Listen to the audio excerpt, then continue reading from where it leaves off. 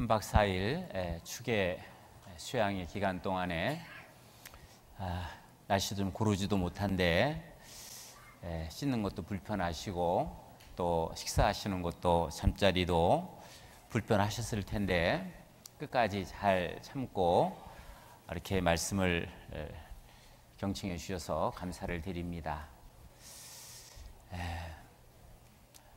이 시간 마지막 시간이니까요, 유증의 미를 거둘 수 있도록 말씀 잘 들어주시기를 부탁을 드립니다. 그리고 이번 축의 수양회를 통해서 구원 받으신 분들 참으로 축하를 드립니다. 잠시 기도하고 시작하도록 하겠습니다.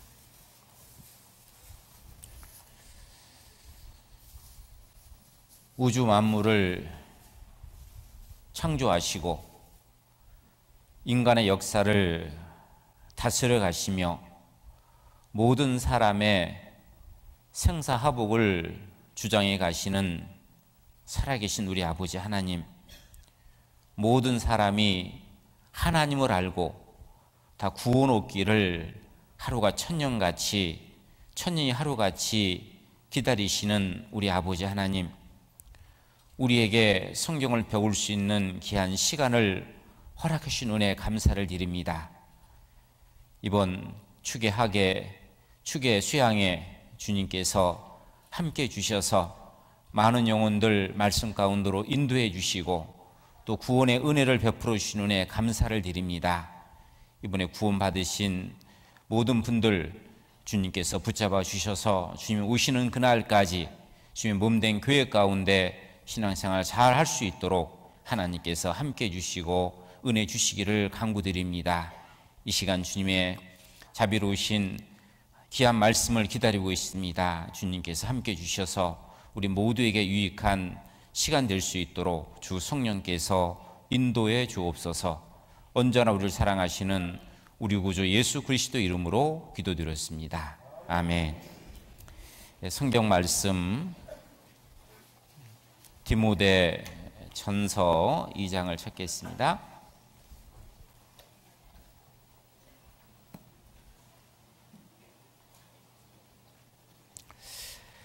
디모데전서 2장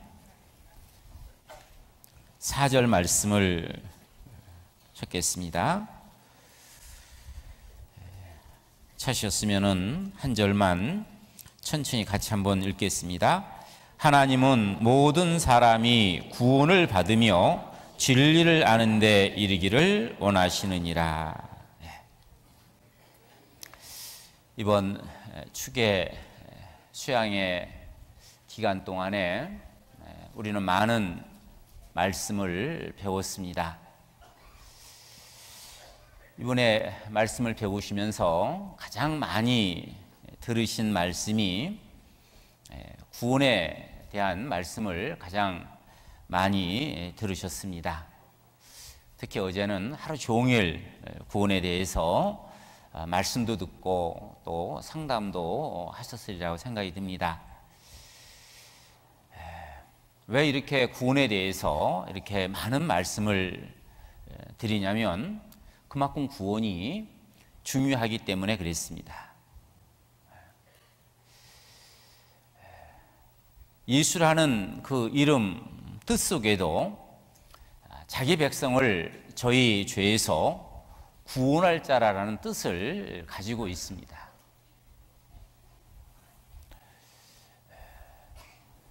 이번 이 축의 수양에 참석한 목적을 한마디로 얘기하라면 구원을 우리는 얻으러 왔습니다. 아니, 우리 인생 자체가 이 땅에 온 목적도 구원을 얻으러 우리 인생은 이 땅에 왔다라고 할 수 있습니다. 그래서 구원받는다라는 것은 이렇게 중요합니다. 구원을 받은 사람은 인생의 목적을 이루었다라고 할 수 있습니다. 세상에서 가장 가치 있고 귀한 보화를 얻었다라고도 할 수가 있습니다. 자, 이 구원을 받았다라는 것은 하나님의 놀라우신 은혜와 축복을 받았다는 뜻인데요, 이 구원받았다라는 이 뜻 속에 어떤 의미가 담겨 있는지를 먼저 살펴보면 이렇습니다. 구원을 받았다라는 이 말 속에는 첫 번째, 죄의 사함을 받았다는 뜻이 담겨 있습니다. 죄를 용서받았다는 뜻이 담겨 있습니다. 죄로 말미암아 지옥 갈 그 운명에서 건짐받은 것이 바로 구원받은 겁니다. 그리고 구원받았다는 것은 거듭났다라는 겁니다. 어머니의 태에서 한번 태어났고 이제 하나님의 말씀으로 하나님의 자녀로 태어나는 겁니다. 영접하는 자, 그 이름을 믿는 자에게 하나님의 자녀가 되는 권세를 주셨으니 라는 요한복음 1장에 나오는 말씀처럼 구원받는 것은 하나님의 자녀가 되는 권세를 얻는 겁니다. 대통령의 자녀가 됐다라는 것도 엄청난 권세잖아요. 그런데 왕 중에 왕이신, 우주 만물을 창조하신 창조주 하나님의 자녀가 됐다. 엄청난 권세입니다. 이것을 얻는 것이 구원을 받는 겁니다. 그리고 영생을 얻었다. 영원한 생명을 얻었다. 우리 모든 인생은 이 땅에서 몇십 년 살다가 죽어야 됩니다. 그런데 구원을 받으면 영원히 죽지 않는 몸을 입고 아름답고 신령한 몸을 입고 영원히 살 수 있는 영생을 얻는 것이 바로 구원을 얻는 겁니다. 그리고 천국에 갈 수 있다라는 겁니다. 구원받았다는 것은 천국 갈 수 있는 그 소망을 얻은 겁니다. 요한계시록 21장, 22장에 천국이 얼마나 아름다운지 천국에 대해서 말씀하고 있습니다. 천국은 눈물이 없는 곳이고 죽음이 없는 곳이고 슬픔과 고통과 그리고 다시는 아프지 않는 곳이 천국입니다. 천국에 있는 모든 길들은 맑은 유리 같은 정금으로 깔려져 있고 천국에 있는 모든 담들은 옥으로 만들어져 있고 천국에 있는 집들은 12가지 보화로 꾸며져 있습니다. 너무너무 아름다운 그 천국, 그 천국에서 영원히 살 수 있는 그 소망을 갖는 이것이 바로 구원받았다는 그 뜻 속에 들어있는 겁니다. 그래서 구원받았다라고 하는 것은 이 세상 어떤 것보다 더 큰 은혜와 축복을 받은 것이고 그리고 가장 큰 행복을 얻은 겁니다. 로마서 4장에 보면 하나님은 이스라엘의 위대한 다윗왕의 입을 통해서 구원받은 사람의 행복에 대해서 이렇게 말씀하고 있습니다. 그 불법의 사하심을 얻고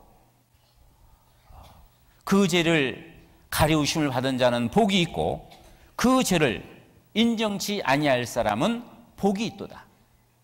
세상에서 가장 행복한 사람은 바로 하나님 앞에 죄 사함을 받은 사람, 죄 용서를 받은 사람이 세상에서 가장 행복한 사람이라고 말씀하고 있습니다. 그래서 이 성경에는 구원을 이같이 큰 구원이라고 말씀하고 있습니다. 자, 구원이 이렇게 크고 중요해서 그런지 몰라도 자, 구원에 대해서 많은 사람들은 잘못 알고 있고 오해하는 분들이 있습니다. 자, 그 몇 가지를 먼저 정리를 해본다면 사람들이 잘못 알고 있는 구원은 많은 사람들은 구원받는 것을 굉장히 어렵게 힘들게 생각하는 사람들이 많이 있습니다. 제가 어느 다른 교회를 다니시는 어느 집사님하고 신앙 상담을 하면서 제가 단도직입적으로 물어봤습니다. 집사님은 구원을 받으셨습니까? 이 집사님 한참 생각하시더니, 글쎄요, 저는 교회를 다닌 지 지금 10년 넘게 다니고 있는데, 근데 저는 아직 구원을 받지 못했습니다. 아니, 10년 넘게 그렇게 열심히 다니셔서 교회에서 집사라는 직분까지 얻으셨는데, 그런데 어떻게 아직도 구원을 받지 못했습니까? 이분이 하신 말씀이 아직 믿음이 부족해서요. 참, 많은 사람들은 구원받는 것을 굉장히 어렵게 힘들게 생각합니다. 근데 구원은 결코 어렵고 힘든 것이 아닙니다. 구원은 알고 나면 참으로 쉬운 겁니다. 왜 구원이 쉬울 수밖에 없느냐 하는 그 이유를 지금 읽은 이 본문 말씀에 그 이유가 나옵니다. 여기 디모데전서 2장 4절 말씀, 하나님은 모든 사람이 구원을 받으며 진리를 아는 데 이르기를 원하시느니라. 하나님은 모든 사람이 구원받기를 원하신답니다. 자, 한번 생각해 보셔요. 모든 사람이 구원받기를 원하시는 하나님께서 구원받는 것을 어렵게 만들어 놨을까요? 쉽게 만들어 놨을까요? 조금만 생각해보면 알 수 있잖아요. 이 모든 사람 속에는 지식이 있는 사람도 있고 지식이 없는 사람도 있습니다. 만약 구원이 어렵게 만들어 놨다고 한다면 글을 모르시는 지식이 없는 분들은 어떻게 구원을 받을 수 있습니까? 구원을 오랜 시간 걸려서 구원을 받을 수 있다고 한다면 지금 당장 병원에서 죽어가는 그 환자들은 무슨 소망이 있겠습니까? 구원받는 것은 결코 어렵거나 힘든 것이 아닙니다.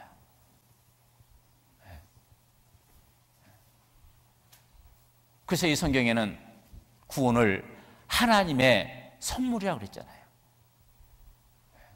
선물을 준비한 사람의 입장에서는 어렵습니다.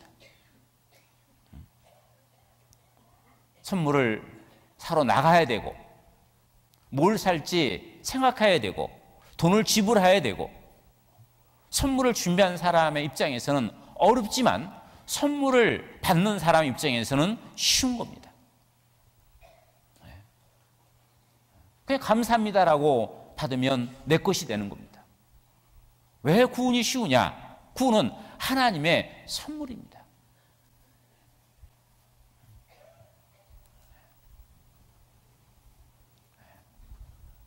정말 중요하고 귀한 것들은 사실은 거저 받는 겁니다. 우리가 매일 마시는 공기, 이거 돈 주고 받습니까? 그냥 거저 받는 겁니다. 우리가 매일 쬐는 햇빛도 거저 받는 것이고, 농사 지을 수 있도록 내리는 그 비도 거저 받는 겁니다. 정말 귀하고 가치 있는 것들은 거저 받는 겁니다. 어머니의 그 사랑, 자녀에 대한 그 어머니의 사랑도 거저 받는 거잖아요. 무엇을 대가를 바르고 어머니가 사랑하는 게 아닙니다. 거저 받는 겁니다. 그래서요, 여기 어머니의 사랑은 무료라고 하는 영상이 하나 있는데요, 한번 잠깐 보겠습니다. 하나님의 은혜로 값없이 의롭다 하심을 얻은 자가 되었느니라. 구원은 하나님의 은혜로 값없이 얻는 겁니다. 그렇기 때문에 구원받는 것은 결코 어렵고 힘든 것이 아닙니다. 내가 무엇을 해서 얻는 것이 아닙니다. 우리 예수님께서 십자가에서 나를 위해서 피 흘려주신 그 은혜를 믿음으로 받아들이기만 하면 구원을 받는 겁니다. 그래서 구원받는 것은 어려운 것이 아닙니다. 그리고 오래 걸리지도 않습니다. 10년, 20년 열심히 다니면 그 공로로 얻어지는 것이 구원이 아닙니다. 구원은 마음의 준비만 되면 즉시라도 얻을 수 있는 것이 바로 구원입니다. 누가복음 23장에 보면 예수님께서 십자가에 못 박혀 돌아가실 때 예수님만 못 박혀 돌아가신 게 아닙니다. 오른편의 강도 하나, 왼편의 강도 하나가 같이 못 박혔습니다. 두 강도는 그 예수님을 처음에 비난하고 조롱했습니다. 네가 하나님의 아들이라면서, 네가 그렇게 능력이 있다면서, 그러면 너도 한번 살아보고 우리도 한번 살려보라. 비난과 조롱을 하던 그 두 강도 중에 오른편 강도가 예수님께서 십자가에서 하시는 그 말씀을 듣고, 아버지여 저들의 죄를 사하여 주옵소서. 저들은 자기가 하는 짓을 알지 못하니이다.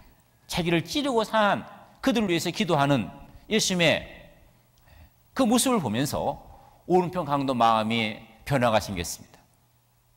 그래서 지금도 비난하고 있는 왼편 강도에게 야야 이제 그만하라. 너와 나는 우리가 지은 죄 때문에 이렇게 보응을 당하는 것이 당연하지만 이 예수님은 바로 우리가 기다렸던 메시아다. 그러면서 예수님께 자기 영혼을 부탁을 합니다.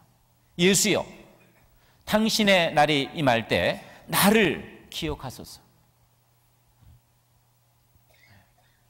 예수님께서 오른편 강도에게 말씀하십니다. 네가 오늘 나와 함께 낙원에 있으리라. 이 오른편 강도는 평생 죄만 짓던 사람입니다. 얼마나 죄를 많이 졌으면 십자가에 못 박히겠습니까? 평생 죄만 짓던 이 오른편 강도, 죽음 직전에 자기 영혼을 주님께 부탁을 했고 예수님께서는 그 강도의 그 부탁을 들어주셨습니다. 네가 오늘 나와 함께 낙원에 있으리라. 이 오른편 강도는 그날 그 마지막 순간에 구원을 받은 겁니다. 이사야 성경 말씀에 하나님은 상한 갈대를 꺾지 아니하시고 꺼져가는 심지를 끄지 않으신다라고 말씀하십니다. 목숨이 붙어 있는 한 소망이 있다라는 것을 우리에게 알게 해주시는 겁니다. 그래서 구원받는 것은 어렵거나 오랜 시간이 걸리는 것이 결코 아니라는 겁니다. 그리고 두 번째, 또 사람들 중에 제가 처음 구원받고 신앙생활을 할 때는 이 구원에 관련해서 많은 사람들이 구원이 뭔지도 몰랐습니다. 근데 지금은 교회를 다니는 분들 가운데서도 구원을 받았다 하시는 분들이 더러 계십니다. 그분들에게 어떻게 구원을 받았습니까? 라고 물어보면 구원받는 것이 다 다릅니다. 여러분 어떻게 구원받았냐 물어보니까요, 이분은 몹쓸 병에 걸려가지고 이 병을 낫게 하기 위해서 기도원에 가서 간절히 하나님께 병 낫기를 기도했는데 그 병이 나았답니다. 그 자기는 병이 나았기 때문에 구원받았다고 얘기하더라고요. 어느 분은 기도하는데 환상 중에 하나님의 음성을 들었대요. 너는 내 아들이다. 그 음성을 듣고 자기는 그때 구원받았대요. 어떤 사람은 기도하는데 갑자기 입에서 방언이 터지더래요. 그래서 방언이 터졌기 때문에 자기는 구원받았다.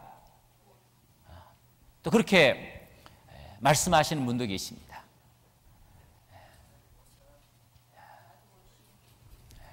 또 어떤 사람들은 세례를 받았기 때문에 구원받다는 분도 계십니다. 자, 그런데 병 고쳐서 구원받았다, 또 환상 보고 구원받았다, 방언에서 구원받았다, 세례에서 구원받았다는 그 말이 이 성경에 없습니다. 성경은 구원은 하나님의 말씀, 성경을 통해서 구원을 받는다라고 말씀하고 있습니다. 자, 여기 보시면요.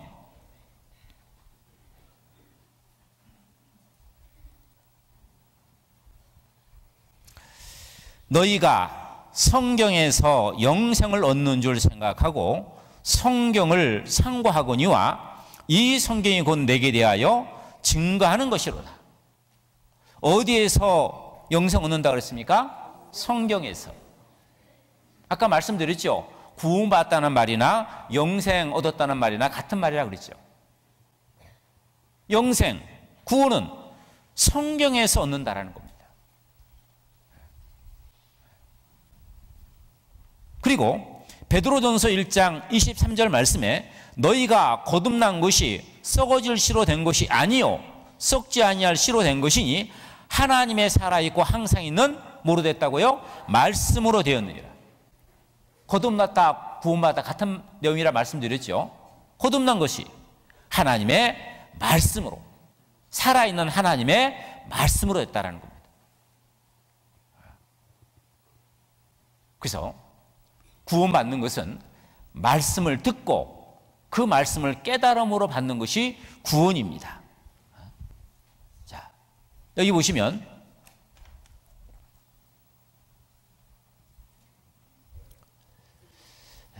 성경 골로새서 1장을 찾겠습니다.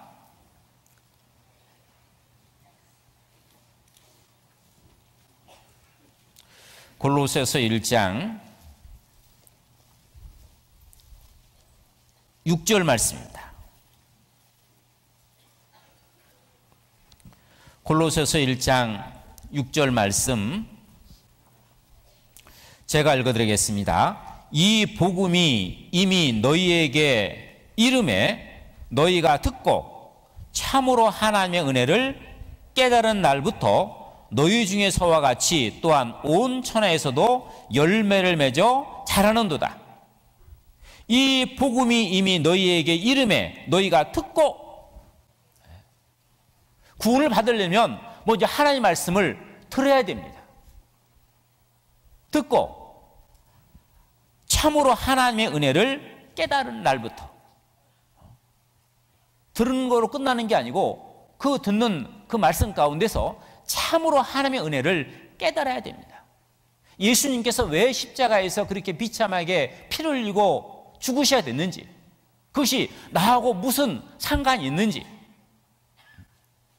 그 하나님의 은혜를 참으로 깨달아야 됩니다. 아, 그러셨구나. 그 예수 그리스도께서 내 죄 때문에 십자가에서 그렇게 비참하게 피를 흘리고 돌아가셨구나. 그 피로 내 죄를 영원히 다 사주셨구나. 그 하나님의 은혜를 깨달을 때, 그때 구원을 받는 겁니다.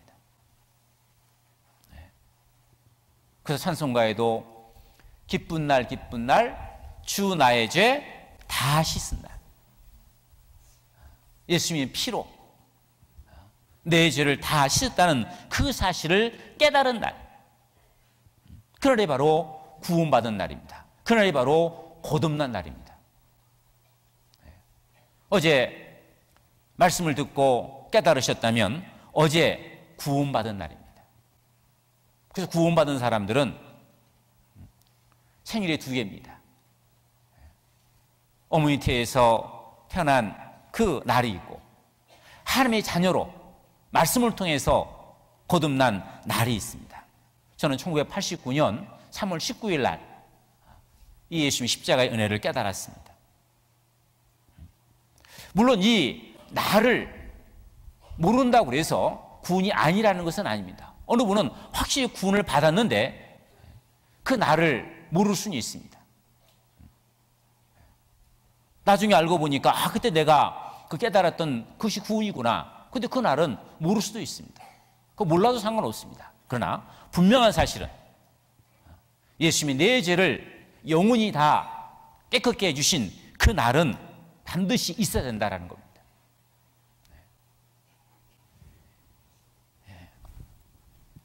여기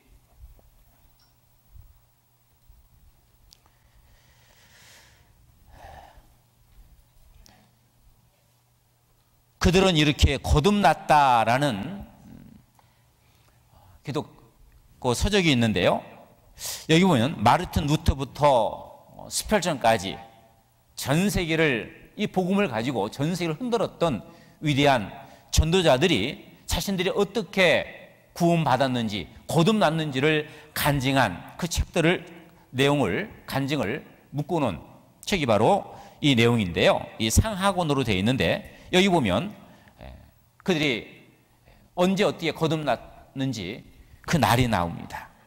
마르틴 루터, 종교교육을 했던 마르틴 루터는 1513년에 거듭남을 경험했다라고 얘기하고 있죠. 요한 웨슬리라고 하는 감리교를 창시한 사람입니다. 이 사람은 1738년 5월 24일 날 거듭남을 경험했다라고 하는데, 이분은요 저녁 8시 45분까지 써놨습니다.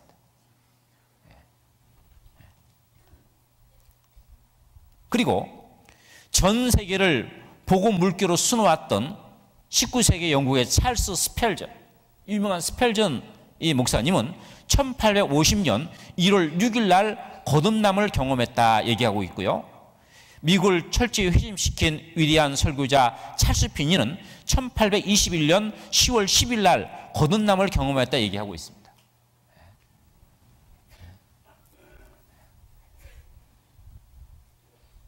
구원을 받는다라는 것은 이 성경 말씀을 통해서 하나님의 은혜를 깨닫는 겁니다. 성경을 통해서 구원받는 겁니다. 자, 그리고 세 번째로 사람들이 구원에 대해서 잘못 오해하는 것 중에 하나가, 또 어떤 사람들은 구원받은 사람도 잘못 살아가면 구원이 취소된다라고 얘기하는 분이 계십니다. 그런데 그것도 성경을 잘못 이해한 겁니다. 구원은 한번 확실하게 구원을 받으면 결코 구원이 취소되지 않는다고 말씀하고 있습니다. 성경 요한복음 10장 말씀을 보겠습니다. 요한복음 10장 28절 말씀입니다. 요한복음 10장 28절 말씀, 28절 29절 말씀은 같이 한번 읽도록 하겠습니다. 내가 저희에게 영생을 주노니 영원히 멸망치 아니할 터이요 또 저희를 내 손에서 빼앗을 자가 없느니라. 저희를 주신 내 아버지는 만유보다 크심에 아무도 아버지 손에서 빼앗을 수 없느니라. 자, 내가 저희에게 영생을 주노니, 내가 저희에게 구원을 주노니, 이렇게 읽을 수도 있겠죠.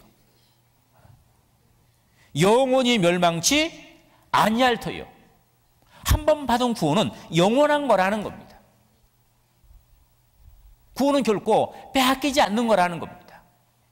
구원이 만일에 우리 손에 있다고 한다면, 우리가 지켜야 된다고 한다면 우리는 뺏길 수 있습니다. 근데 우리의 구원, 우리의 영생은 어디 손에 있다고요? 하나님의 손에 있습니다. 아버지 하나님의 손에 있습니다. 아무도 하나님의 손에서 빼앗을 수 없다라는 겁니다. 우리의 육체의 아버지도 자녀가 태어나면 동사무실 가서 자기 이름 밑에 호적을 올립니다. 내 아들이다, 내 자녀라고 호적을 올립니다. 그런데 그 자녀가 혹 죄를 짓고 잘못 산다 그래서 너는 내 아들이 아니다라고 호적을 파버리는 아버지 없습니다. 잘 살든 못 살든 내 자녀입니다. 마찬가지로 구원받은 그리스도인들이 구원을 받으면 그 이름이 생명책에 이름이 올라갑니다. 그 생명책에 하나님의 자녀라고 이름이 올라가면 그 생명책에 올라가는 이름은 결코 지워지지 않는다라는 겁니다. 자, 이런 말씀을 드리면 어느 분들은 또 그렇게 또 얘기하신 분이 있어요. 아, 그러면 한번 구원받으면 구원이 취소되지 않고 천국 갈 수 있다고 한다면, 그러면 구원받고 나서 마음대로 죄 짓고 살아도 천국 간단 말입니까? 그럼 마음대로 지지고 살아도 되겠네요. 또 어느 분은 또 그렇게 얘기하시는 분이 있어요. 성경은 그럴 수 없다라고 단호하게 말씀하고 있습니다. 자, 여기 보시면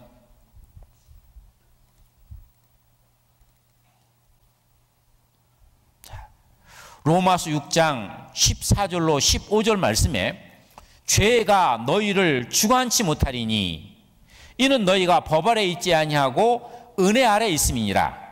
그런지 어찌하리요? 우리가 법 아래 있지 아니하고 은혜 아래 있으니 죄를 지으리요? 그럴 수 없느니라. 지옥 가는 이유는 죄 때문에 지옥 가는 겁니다.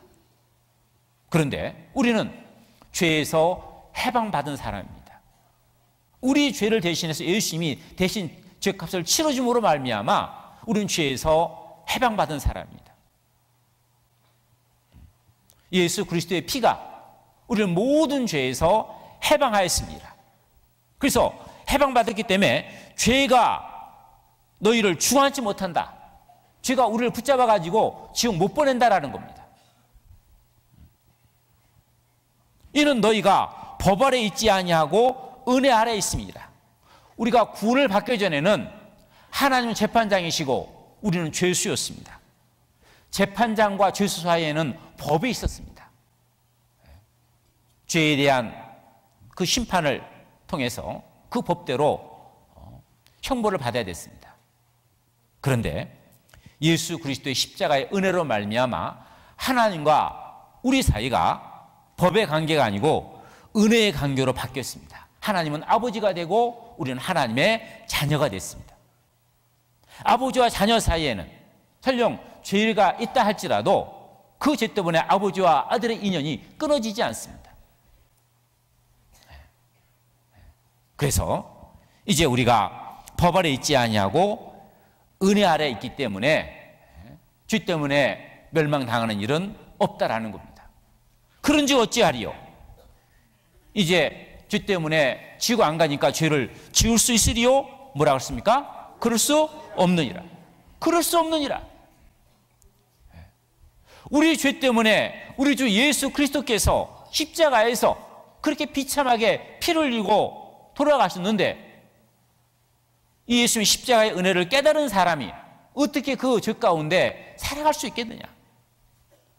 어떻게 구원받기 이전보다 더 많은 죄를 짓고 살 수 있겠느냐? 그럴 수 없느니라. 그럴 수 없는 것이 당연한 것 아니겠습니까?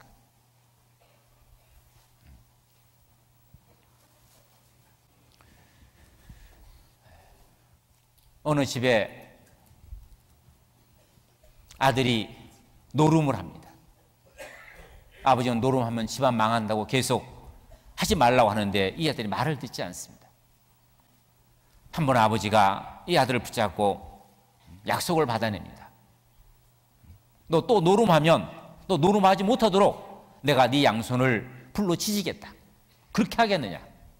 아들도 굳은 결심을 하고 그렇게 하겠다고 약속을 했습니다. 그리고 정말 노름을 안 하려고 애를 쓰는데 친구들이 가만 안 두잖아요. 계속 유혹합니다. 한 번만 해.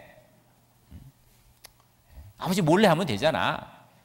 계속 유혹을 합니다. 결국 이 아들은 그 유혹에 빠져서 또 노름에 손을 댔습니다. 한참 노름하고 있는데 아버지가 들어닥쳤습니다. 아버지는 그 자식을 붙잡아 가지고 기둥에다 꽁꽁 묶어놓고 그리고 양손을 치집니다. 화로에다가 빨갛게 인두를 달고 가지고 양손을 치시라고 하는데 아들이 어쩔 줄 몰라 합니다. 아버지는 차마 그 아들의 손에 인두를 치지 못하고 자기 손에다 인두를 치십니다. 아들은 아버지 제가 잘못했어요. 다시는 안 그럴게요. 그만하세요. 아버지는 아들을 대신해 자기 양손에 인두를 치셨습니다. 그리고 그 손을 아들에게 보여줍니다.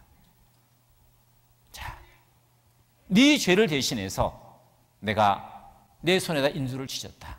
다시는 노름하지 마라. 여러분, 이 아들이 또 노름했다고 생각하십니까? 다시는 안 했다. 노름을 하려고 하면 인도로 지은 일그러진 아버지의 손이 생각나서 다시 노름만 했다는 겁니다. 그게 맞지 않습니까? 내 죄 때문에 우리 주님께서 참혹한 그 십자가의 그 고난을 당하셨는데 어떻게 그 죄 가운데 더 거하겠느냐는 겁니다. 그럴 수 없느니라. 물론 구원받았다고 해서 죄를 전혀 안 짓는다라는 것은 아닙니다. 구원받아도 죄는 짓습니다.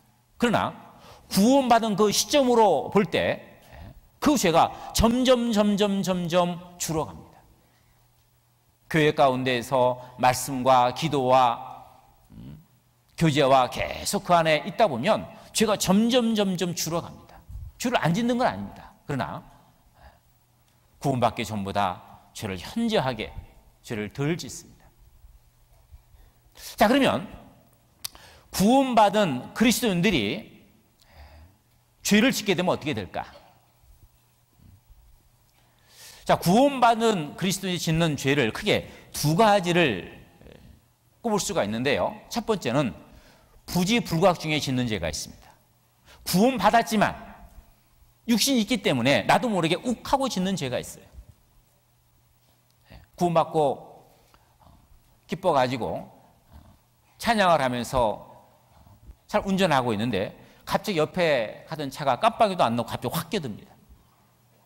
그럼 내 입에서 뭐가 나옵니까? 쌍수이 확 튀어나옵니다. 나한테 같았으면 저 사람이 이렇게 잘못했으니까 내가 욕을 했다. 근데 구원받고 나면 그것도 문제가 됩니다. 내가 왜 이런 욕을 하지? 그게 걸림이 됩니다. 남편이 하도 아내가 바가지를 긁어서 한바탕 했습니다. 딴 때 같으면 아내가 내 속을 상하게 해서 그렇게 했다 하는데 또 구원받으면 그것도 문제가 됩니다. 그래서 어느 분은요, 구원받고 나니까 더 죄인 낼 것 같아요, 그래요. 그게 아니고요. 그 선한 양심이 하나님께 돌아오기 때문에 그랬습니다. 양심이 깨끗해져서 그랬습니다. 자, 어쨌든 구원받은 그리스도인이 부지불각 중에 육신이기 때문에 욱하고 짓는 그 죄가 있을 때 어떻게 해야 되느냐? 성경 요한일서 1장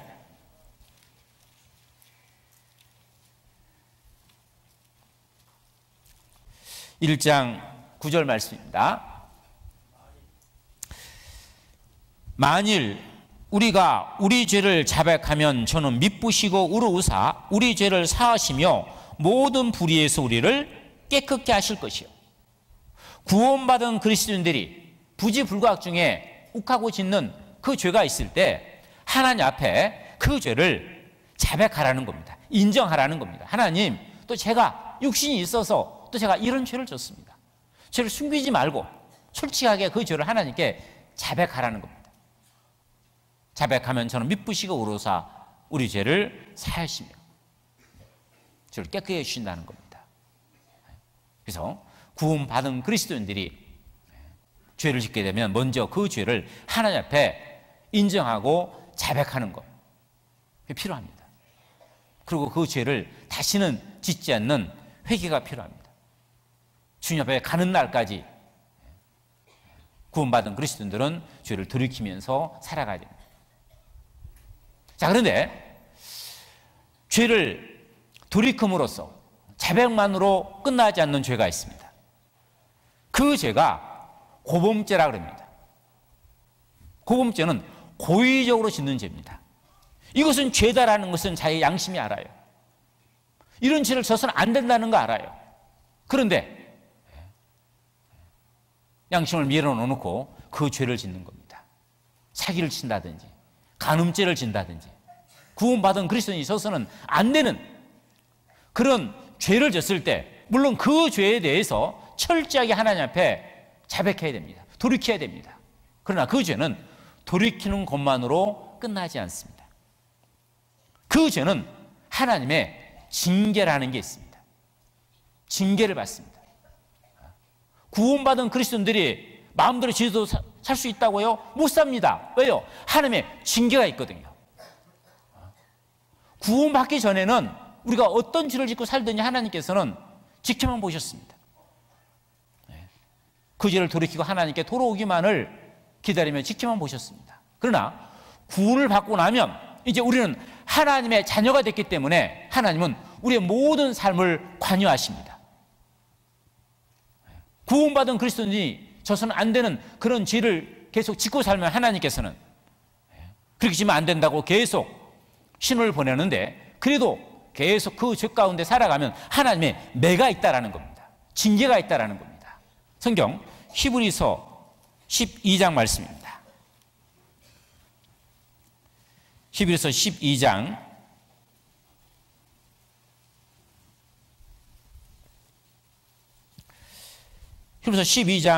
6절 말씀입니다.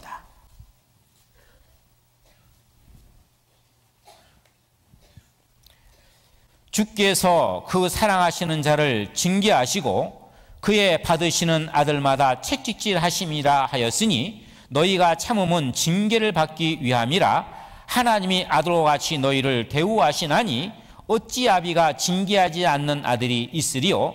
징계는 다 받는 것이거늘 너희에게 없으면 사상자여 참 아들이 아니니라.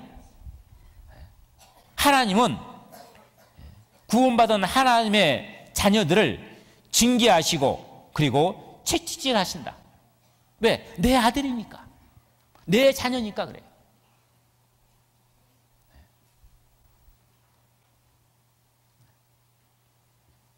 아버지가 직장을 끝나고 집으로 돌아오는 길에 보니까 아이들이, 중학생 아이들이 골목길에서 담배를 피우고 있습니다. 근데 그곳에 내 아들이 없으면 그냥 지나쳐야 됩니다. 요즘에 괜히 간섭했다가요 봉변 당합니다. 자, 그런데 그곳에 내 자녀가 있을 때는 문제가 다릅니다. 자녀를 집에다 데려다가요 종아리가 터지도록 매를 듭니다. 왜? 내 자녀이기 때문에 그랬습니다. 육체의 아버지도 자녀가 잘못 살아가면 매를 듭니다. 하물며 우리의 영의 아버지께서 우리가 죄 가운데 잘못 살아갈 때 지켜보지 않습니다. 잘못 살면 반드시 그 죄에 대해서 하나님이 징계하신다라는 겁니다. 만약 구원받은 그리스도인들이 계속 죄를 짓고 잘못 살아가는데도 매가 없다면, 징계가 없다면 그는 사상자들이 참 아들이 아니기 때문입니다. 그래서 징계는 받을 때는 아프고 괴롭지만, 그러나 그 징계를 통해서 그 마음을 돌이켜서 더욱 하나님의 사람으로 귀하게 살아가는 사람들이 우리 주변에 많이 있습니다. 제가 처음 구원받았을 때요, 평택에서 살 때 구원받았는데요, 그때는 평택에 교회가 없었습니다. 그래서 멀리 서울까지 교회를 다녔는데요, 자, 우리도 이곳에 우리도 한번 열심히 전도해서 어떻게든 교회를 세워보자. 그러려면 우리가 이곳에서 우리가 전도해서 우리가 집회를 한번 해보자 해서 마음을 모아가지고요, 그때 한 10대 명 되는 그 우리 평택교회 식구들이 마음을 모아가지고 전도 집회를 했습니다. 목사님을 모시고 미술 학원을 빌려가지고 전도 집회를 했습니다. 전도 집회를 하는데 우리 자매님 남편 되시는 분인데요, 이분이 그 건축 일을 하시는 분입니다. 험한 일을 하셔서 그런지 항상 술을 드시고 이 말씀을 들으러 오십니다. 첫날 오셔가지고요, 술이 얼마나 많이 드셨는지 맨 뒤에 앉아가지고 목사님보다 더 말을 많이 합니다. 목사님 질문이 있습니다. 그 다음날부터 이분을 못 오게 막아야 될까 어떨까, 그게 이제 걱정입니다. 그래서 그까지 말씀을 듣게 하라 해서 계속 말씀을 들었는데요, 하루하루 말씀을 들으면서 술을 덜 드시고 오셔요. 맨 마지막 복음 전해지는 날은요, 맨 앞에 오셔가지고 앉아가지고 술 안 드시고 말씀으로 구원을 받았습니다. 정말 식구들이 기뻐했습니다. 자, 이분이 구원을 받으시고도 이분이 술을 못 끊으셔요. 제가 전도인을 하기 전이니까요. 저한테 늘 와가지고 진영제, 나 이렇게 술을 먹고도 여기 와서 말씀을 드려야 돼요. 들으셔야죠. 술 냄새 나니까 맨 뒤에 앉으셨다가 말씀 끝나면 얼른 가십시오. 말씀을 계속 그렇게 말씀을 들었는데요. 한번 이분이 그 일을 끝나고 그 차를 몰고 이제 집으로 오는데 술을 한잔 하고 이제 신호를 받기 위해서 신호 대기를 하고 있는데요. 저쪽에서 그 인분 실은 차 있잖아요. 그 차가 와가지고 확 들어박더라고요. 자기가 앉아있는 그 운전석까지 밀고 들어온 겁니다. 차가 완전히 폐차가 됐습니다. 근데 자기 몸은 안 다쳤어요. 이분이 들은 말씀을 있어가지고 꽝 하고 부딪히는 순간 이분이 어떤 생각이 드냐면, 이게 징계구나. 하나님이 술 먹는 내가 얼마나 역겨웠으면 똥차를 가졌다가 들어박았을까.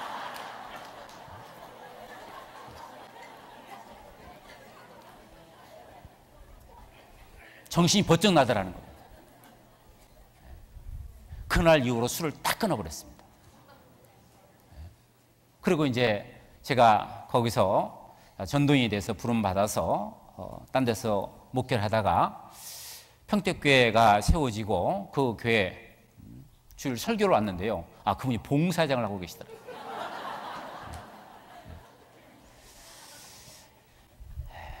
자, 징계는 받을 때는 고통스럽지만 그러나 거기는 하나님의 매입니다. 그걸 통해서 하나님의 사람으로 바뀌는 그런 경우를 얼마든지 볼 수 있습니다. 그래서 징계는 있습니다. 그러나 멸망은 없습니다. 잘못 살면 하나님의 그 생명을 뺏을 수도 있어요. 성경도 나옵니다. 고린도전서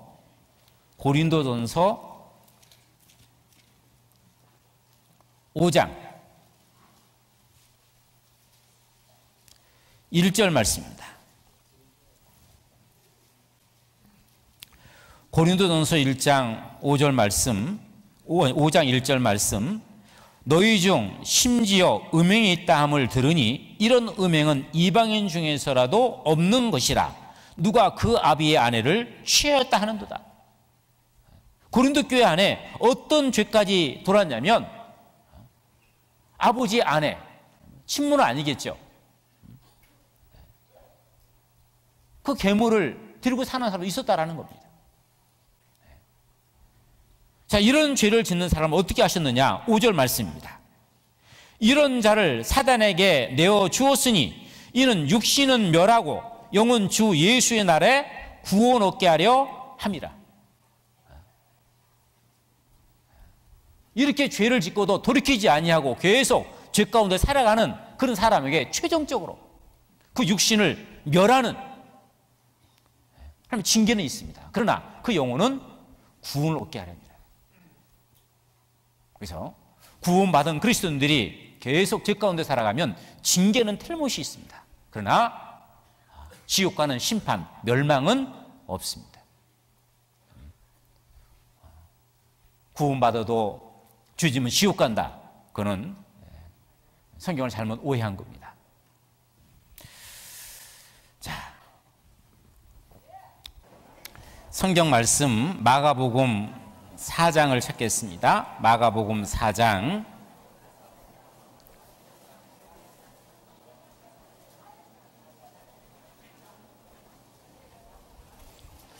마가복음 4장 26절부터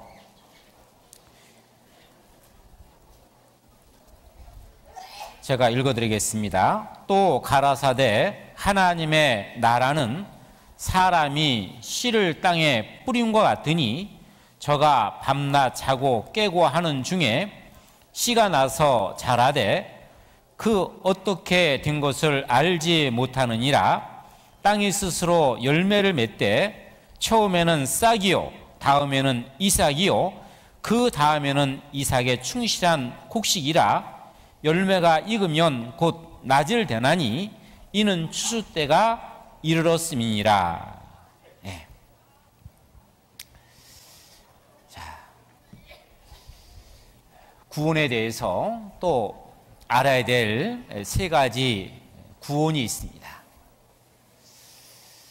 자, 여기 이 마가복음 이 4장에 자, 구원의 세 가지 구원을 여기 이렇게 설명하고 있는데요. 땅이 스스로 열매를 맺되 처음에는 싹이요 그랬습니다. 자, 싹은 생명의 시작이죠. 생명의 시작이 되는 구원이 있습니다. 이것은 영혼 구원이라고 합니다. 영혼 구원은 이제 하나님의 자녀로 새롭게 시작하는 그 구원입니다. 자, 이 영혼 구원은 죄의 형벌로부터 구원받는 겁니다. 이 구원은 단번에 받는 것이고, 그리고 이 구원은 이미 과거에 이루어진 과거 완령으로 이 구원이 설명되고 있습니다. 이번 축의 수양의 기간 동안에 여러분들이 받은 구원이 바로 이 영혼 구원입니다. 베드로전서 1장 성경이 잡으시고요. 8절을 보겠습니다. 베드로전서 1장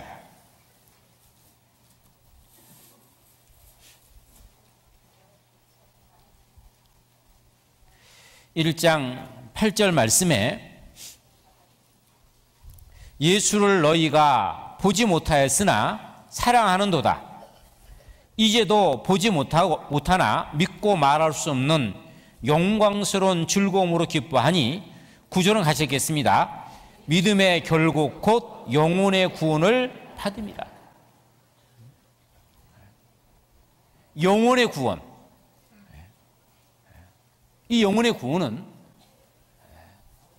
죄의 형벌로부터, 죄의 심판으로부터 건진받는 것이 영혼 구원입니다. 그래서 이 싹에 해당하는 이 구원은 영혼 구원이라 얘기할 수 있고요. 그리고 마가복음 4장에 다시 보겠습니다. 땅이 스스로 열매를 맺되 처음에는 싹이요, 그 다음에는 뭐랬습니까? 이삭이요 그랬습니다. 자, 싹이 나서 조금 있으면 이삭이 됩니다. 이삭에 해당하는 구원이 있습니다. 이 구원을 우리는 생활구원, 성품구원이라고 합니다. 구원받았다 해서 한순간에 예수님처럼 그런 거룩한 삶을 사는 게 아닙니다. 구원받아도 죄는 그대로 있습니다. 그래서 이 생활 구원을 통해서 죄의 권세로부터 벗어나는 구원입니다. 구원받은 그리스도인이 하나님의 말씀을 따라서 기도하면서 교제하면서 그렇게 생활해 나가면 점점 우리 삶이 주님을 닮아가는 그런 모습으로 변화되어 갑니다. 우리 삶이 점점 주님을 닮아가는 그런 생활구원, 성품구원. 자, 이 구원은 계속 이루어집니다. 그래서 이 구원의 시제는 현재 진행형으로 되어 있습니다. 계속해서 주님 만날 때까지 이 구원은 계속 이루어가는 구원입니다. 성경 빌립보서 2장 말씀입니다. 빌립보서 2장. 빌립보서 2장 12절 말씀입니다. 그러므로 나의 사랑하는 자들아, 너희가 나 있을 때뿐 아니라 더욱 지금 나 없을 때에도 항상 복종하여 두렵고 떨림으로 너희 구원을 이루라 그러죠. 두렵고 떨림으로, 하나님을 경외하는 마음을 가지고 두렵고 떨림으로 구원을 이뤄가는 이 생활구원, 이 구원이 구원받은 그리스도인들이 힘써야 될 구원입니다. 이 구원은 장차 주님 오실 때 우리의 영광과 우리 상급과 직결되어 있습니다. 그래서 이 생활구원은 계속 이뤄가는 구원입니다. 그래서 이 생활구원이 있고요.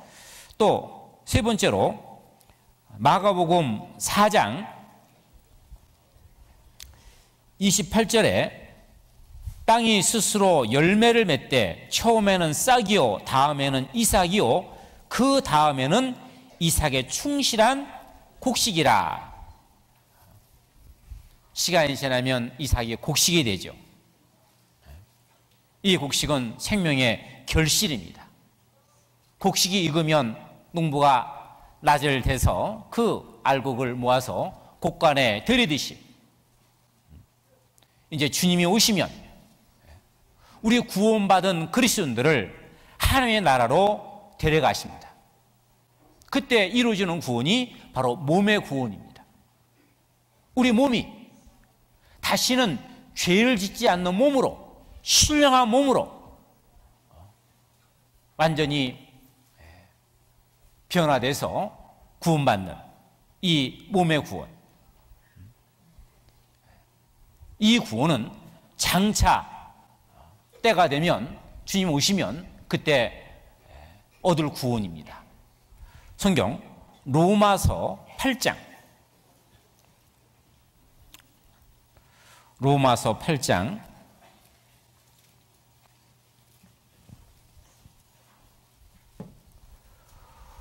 로마서 8장 23절부터 제가 읽어드리겠습니다. 이뿐 아니라 또한 우리 곧 성령의 처음 익은 열매를 받은 우리까지도 속으로 탄식하여 양자 될 것 곧 우리 몸의 구속을 기다리느니라.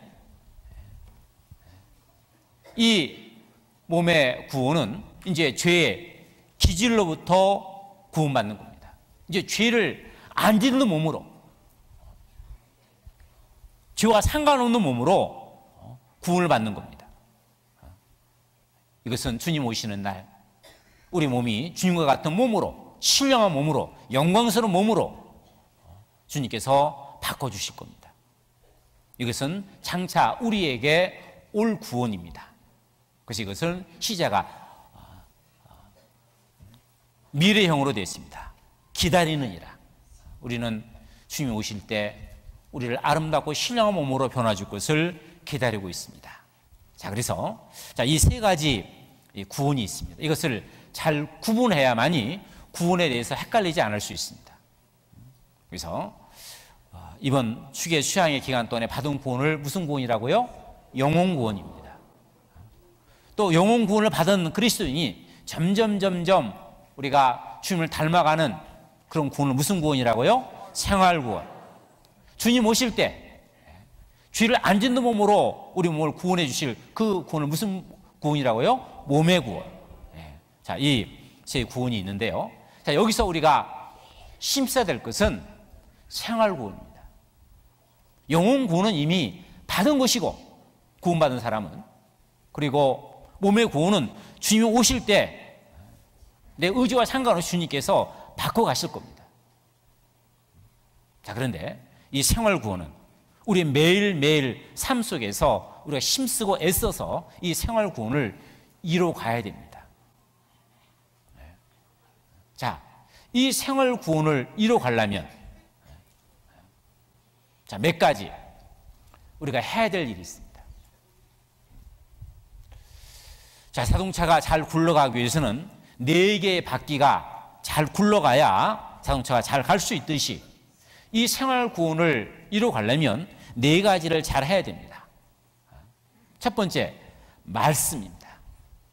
두 번째, 기도입니다. 세 번째, 전도입니다. 네 번째, 교제입니다. 이 4가지를 잘 해야만이 생활 구원을 이룰 수 있습니다. 점점 주님을 닮아가는 그리스도인으로서 온전한 신앙생활을 할 수가 있습니다. 자, 제일 먼저 힘써야 될 것이 말씀인데요. 자, 성경에 보면 그냥 보겠습니다.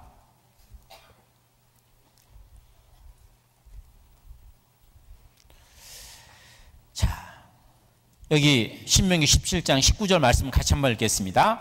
평생에 자기 옆에 두고 읽어서 그 하나님 여호와 경외하기를 배우며 이 율법의 모든 말과 이 규례를 지켜 행할 것이라. 자, 생활구원의 첫 번째 어떻게 되느냐? 평생에 자기 옆에 두고 읽으라 말씀하십니다. 항상 이 성경을 항상 내 가까이 두고 시간 되는 대로, 기회 되는 대로 항상 읽고, 그리고 이 성경 말씀을 묵상해야 됩니다. 말씀을 가까이 하지 않으면 신앙생활을 온전하게 할 수가 없습니다. 마귀는 우리 구원받은 그리스도인들, 너 구원받았으니까 하나님 잘 섬기며 그렇게 살아라고 안녕하지 않습니다. 마귀는 끊임없이 우리 구원받은 그리스도인들, 구원은 못 뺏어가지만 구원받은 그리스도인들의 신앙생활을 망쳐놓으려고 많은 유혹을 합니다. 많은 시험을 줍니다. 그 마귀의 유혹과 시험으로부터 우리의 믿음을 지키기 위해서는 이 말씀을 가까이 해야 됩니다. 마귀가 주는 죄의 시험에서 이기기 위해서 무엇보다도 이 성경을 가까이 해야만이 죄를 이길 수 있습니다. 제가 구원을 받을 때 저를 전도했던 형제가 제게 조그만 포켓 성경을 제게 선물을 줬는데요. 포켓 성경 맨 앞에 보니까 이런 내용이 기록되어 있습니다. 이 성경을 가까이 하면 죄가 멀어지고, 죄를 가까이 하면 이 성경이 멀어질 겁니다. 틀림없습니다. 성경을 가까이 하면 죄가 멀어집니다. 그런데 죄를 가까이 하면 성경이 멀어집니다. 시편 119편 9절 말씀에 청년이 무엇으로 그 행실을 깨끗게 하리이까? 11절 말씀에 내가 주께 범죄치 아니하려 하여 주의 말씀을 내 마음에 두었나이다. 하나님 말씀이 내 마음에 있으면, 하나님 말씀이 내 마음에 풍성히 가면 죄와 싸워 이길 수 있습니다. 근데 말씀이 없으면 죄와 싸워 이길 수가 없습니다. 그래서 이 성경은 이 하나님의 검, 말씀을 가지라 그랬어요. 마귀와 싸우려면 검이 있어야 되는데 이 검이 바로 하나님의 말씀입니다. 그래서 말씀을 가까이 해야 됩니다. 이런 유명한 말이 있습니다. 너덜너덜해진 성경을 가진 사람의 인생은 결코 너덜거리지 않습니다.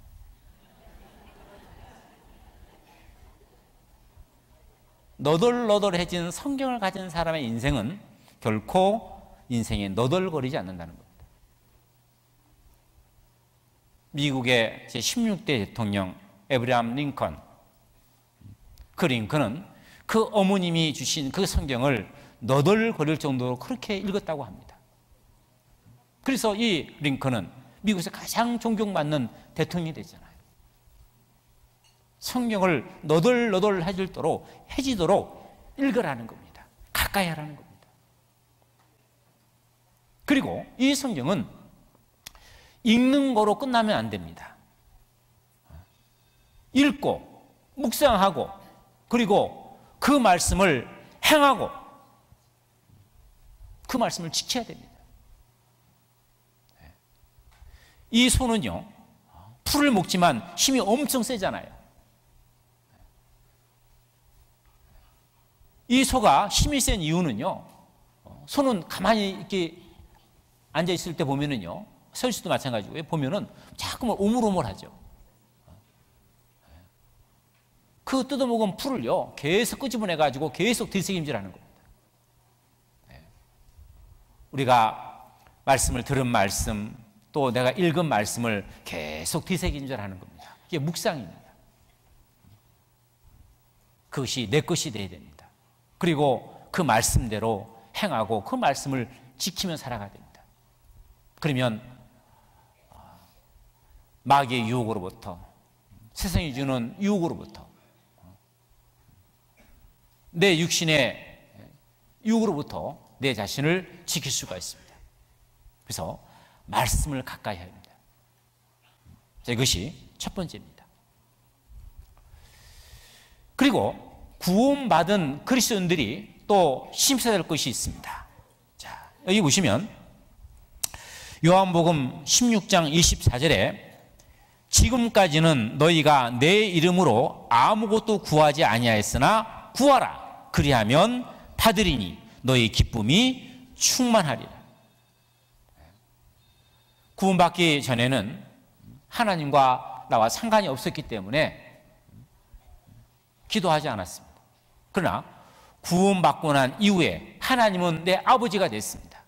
그렇기 때문에 우리는 하나님의 자녀로서 우리가 필요한 것들, 그것이 육신적인 것이든 영적인 것이든 그것이 내 자신을 위해서, 내 정욕을 위해서 쓰는 것이 아니라고 한다면 하나님께 구하면 하나님이 들어주신다라고 약속하셨습니다.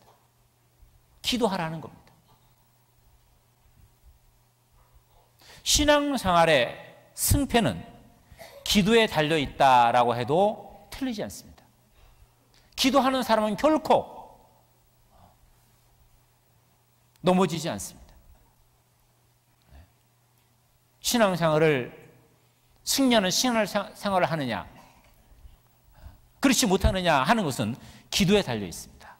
성경 출애굽기 17장 말씀을 보겠습니다.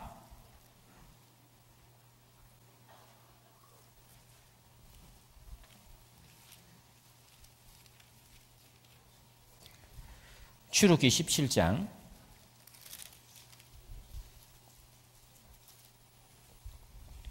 8절 말씀입니다. 출애굽기 17장 8절 때에 아멜렉이 이르러 이스라엘과 루비딤에서 싸우니라. 모세가 여호수아에게 이르되 우리를 위하여 사람들을 택하여 나가서 아멜렉과 싸우라. 내일 내가 하나님의 지팡이를 손에 잡고 산꼭대기에서 서리라. 여호수아가 모세의 말대로 행하여 아멜렉과 싸우고 모세와 아론과 홀은 산꼭대기에서 올라가서 모세가 손을 들면 이스라엘이 이기고 손을 내리면 아멜렉이 이기더니 모세의 팔이 피곤하매 그들이 돌을 가져다가 모세 아래에 놓아 그로 그 위에 앉게 하고 아론과 홀이 하나는 이 편에서 하나는 저 편에서 모세의 손을 붙들어 올렸더니 그 손이 해가 지도록 내려오지 아니하는지라. 여호수아가 칼날로 아멜렉과 그 백성을 쳐서 파니라. 자, 이스라엘 민족이 애굽에서 가나안 땅으로 들어가는 그 여정 속에서 이 아멜렉이라는 이 족속이 계속 이스라엘을 괴롭혔습니다. 계속 뒤를 따라오면서 뒤에 처진 자, 피곤한 자 이런 사람들을 쳐가지고 죽였습니다. 그래서 리비딤이라는 그곳에서 이스라엘과 아멜렉과 전쟁이 붙은 겁니다. 자, 이 전쟁하는 동안에 모세가 손을 올리고 기도하면 이스라엘이 이기고 피곤해서 손을 내리면 아멜렉이 이기는 겁니다. 그래서 아론과 홀이 양쪽에서 손을 붙들어 세워가지고 계속 모세로 하여금 기도하게 해서 아멜렉을 이겼다라는 거죠. 이것은 무엇을 우리에게 설명하고 있습니까? 기도하라는 겁니다. 기도해야 이 험한 세상 가운데서 승리하는 신앙생활을 할 수 있다는 것을 우리에게 보여주고 있습니다. 그래서 기도해야 됩니다.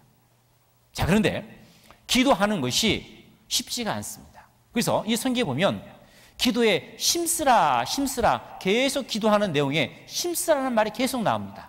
왜 힘쓰라고 말씀하실까요? 힘쓰지 않으면 기도하기가 어렵습니다. 자, 여기 보시면 기도를 항상 힘쓰고 기도의 감사함으로 깨어 있으라. 기도에 항상 힘쓰고. 기도는 힘을 써야 됩니다. 힘쓰지 않으면 기도할 수 없습니다. 기도하는 게 쉽지가 않다라는 겁니다.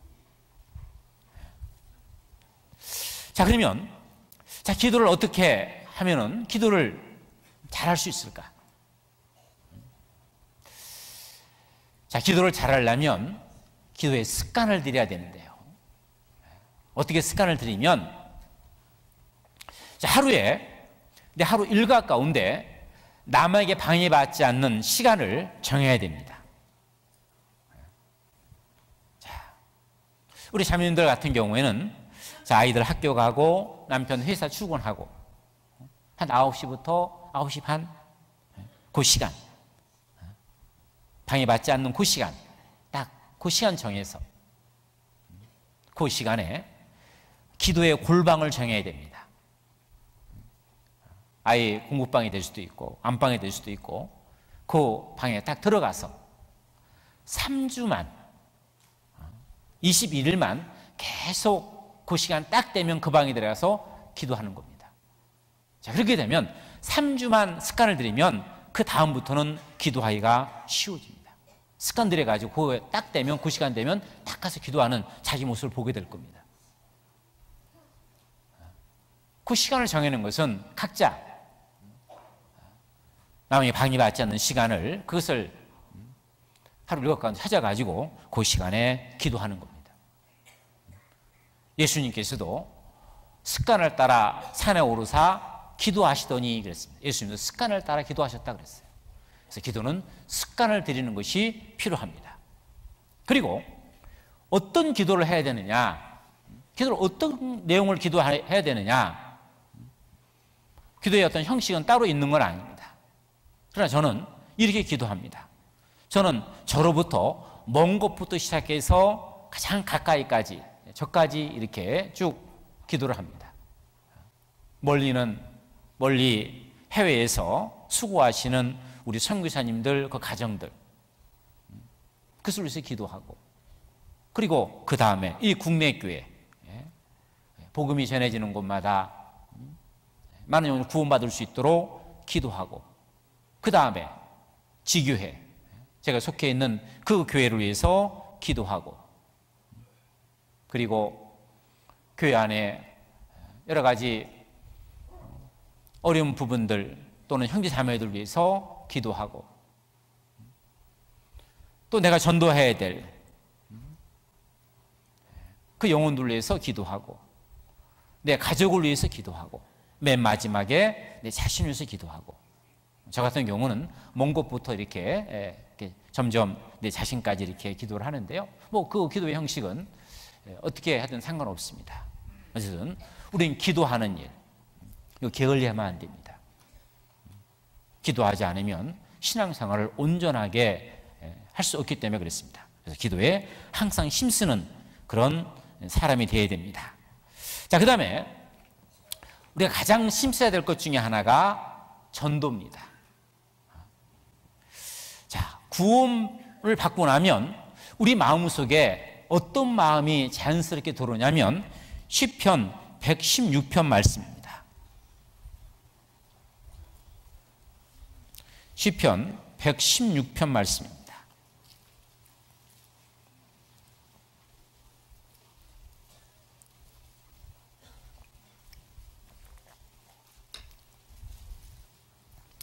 시편 116편 12절 말씀입니다. 이 말씀은 같이 한번 천천히 읽겠습니다.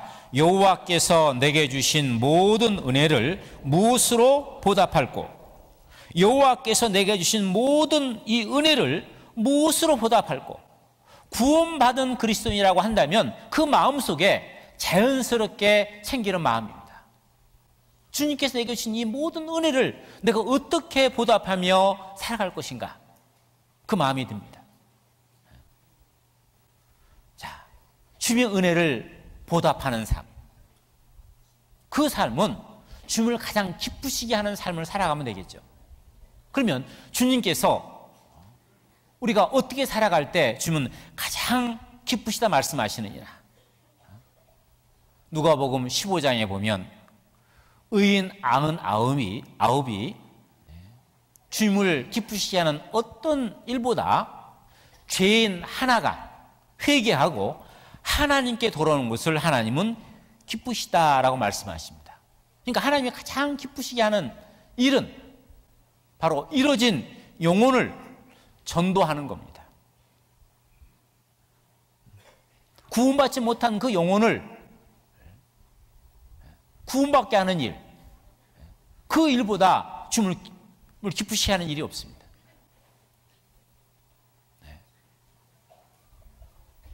구원받은 그리스도인들이 이 땅에 살아가야 될 이유이기도 합니다. 왜 하나님께서 구원받은 그리스도인들 천국으로 당장 데려갈 수 있는데 이 땅에 남겨놓으셨느냐? 우리를 통해서 아직 구원받지 못한 그 이루어진 영혼들을 건지기 위해서입니다. 그래서 시편 118편 말씀에 내가 죽지 않고 살아서 여호와의 행사를 선포하리로다. 우리가 죽지 않고 살아야 될 이유입니다. 하나님의 말씀을 전하기 위해서입니다. 디모데후서 4장 1절 말씀에 말씀을 전파하라. 때를 얻든지 못 얻든지 항상 힘쓰라 말씀하십니다. 구원받은 그리스도인들이 가장 힘써야 될 것 중에 하나가 바로 전도입니다. 이 전도는 몇몇 사람에게 주신 은사가 아닙니다. 어느 분 그렇게 말씀하십니다. 그래서 열심히 하시는 분인데요. 목사님, 저는요 교회 봉사도 하고 여러 가지 일은 많이 잘할 수가 있는데 저는 전도는 잘 못하겠어요. 하나님이 저에게는 전도의 은사를 안 준 것 같아요. 여러분, 전도는 은사가 아니에요. 전도는 하나님의 명령입니다. 구원받은 그리스도인이라고 한다면 누구든지 하지 않으면 안 되는 하나님의 명령입니다. 지상 최고의 명령입니다. 때를 얻든지 못 얻든지 말씀을 전파하라. 우린 전도하는 일에 최선을 다해야 됩니다. 전도하는 일 결코 쉽지 않습니다. 많은 고난과 핍박도 받아야 되고 많은 희생과 헌신이 있어야 됩니다. 우리에게까지 이 복음이 전해지기까지 얼마나 많은 사람의 피와 땀과 눈물이 있었는지 아십니까? 복음이 우리에게 전해지기까지 먼저 예수님께서 십자가에서 피를 흘리셨습니다. 그리고 예수님의 제자들, 가룟 유다를 제외한 나머지 그 제자들, 이 복음을 전하다가 순교했습니다. 어떤 사람은 십자가에 거꾸로 못 박혀 죽고, 돌에 맞아 죽고, 창에 찔러 죽고, 폭도들에게 죽고, 우리에게 복음이 오기까지 많은 사람들의 피가 뿌려졌습니다. 많은 사람들의 땀과 눈물이 있었습니다. 그런 과정을 거쳐서 오늘 우리에게까지 이 복음이 전해진 겁니다. 자, 우리에게까지 이 복음이 오기까지 어떤 경로로 여기까지 왔는지 한번 영상을 보겠습니다. 이런 과정을 통해서 복음이 우리에게까지 왔습니다. 자, 우리는 이 놀라운 이 복음의 이 사실을 우리만 알고 있을 수 없습니다. 우리 주변에 이 주님의 놀라운 이 복음의 이 은혜를 알지 못해서 영원한 지옥으로 떨어져 가는 많은 영혼들이 있습니다. 그 속에 우리 사랑하는 사람들도 있습니다. 그 영혼들에게 우리가 이 복음을 전하지 않으면 그들은 누굴 통해서 구원받을 수 있겠습니까? 하나님 우리 모두에게 멀리 저 해외에 나가서 복음을 전하라 하지 않습니다. 그러나 내게 관계되어 있는 사람들, 내 주변에 있는 사람들, 너와 밀접한 사람들, 특히 내 가족들, 그들에게 말씀을 전하라 말씀하십니다. 주님 앞에 섰을 때 가장 큰 부끄러움과 책망이 뭔지 아십니까? 그것은 홀로 서는 겁니다. 혼자 서는 겁니다. 아무도 전도한 사람 없이 혼자 덜렁 주님 앞에 설 때 주님 앞에 가장 큰 책망과 부끄러움이 될 겁니다. 어찌해서 혼자 왔느냐라고, 네 가족들 어찌하고 혼자 왔느냐라고 지금 물으실 겁니다.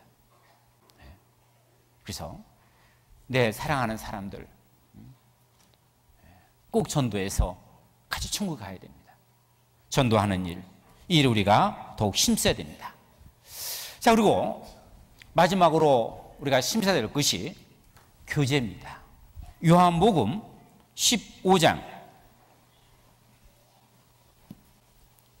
요한복음 15장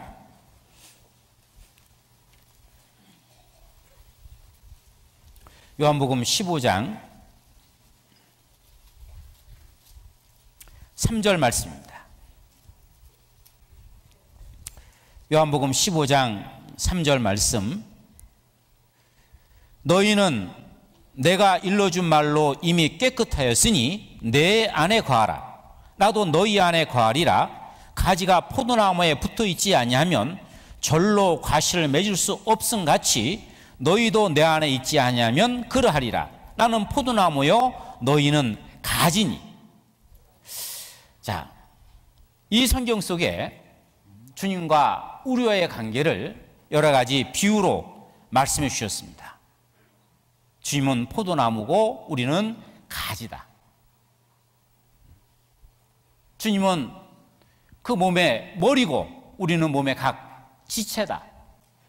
주님은 신랑이고 우리는 신부다. 이렇게 비유로 말씀해 주셨는데요, 여기 공통적인 것이 있습니다. 이것들은 떨어지면 안 되는 것들입니다. 포도나무에서 가지가 떨어지면 안 되죠. 머리에서 몸이 떨어져 나가면 안 되죠. 신랑에서 신부가 떨어져 나가면 안 되죠. 항상 붙어 있어야 되는 거죠. 주님은 우리 구원받은 그리스도인들과 함께하기 위해서 우리를 구원해 주셨습니다. 그래서 우리는 항상 주님과 함께해야 됩니다. 주님과 함께하는 것이 바로 교제입니다. 그리고 주님이 계신 곳에 우리가 항상 있어야 되는데 주님이 계신 곳이 바로 교회입니다. 사람들은 교회 그러면 십자가 달린 빨간 벽돌집을 생각하는데요, 그것은 교회가 모이는 교회당이죠. 교회는 구원받은 그리스도인의 무리입니다. 이 교회를 헬라어로 에클레시아라고 하는데요, 빼어낸 무리, 구별된 무리라는 뜻입니다. 하나님께서 이 마귀의 권세에서 우리를 빼어낸 겁니다. 하나님의 자녀로 구별시킨 겁니다. 그래서 이 교회는 구원받은 그리스도인의 무리가 바로 교회입니다. 성경 고린도전서 1장 말씀입니다. 고린도전서 1장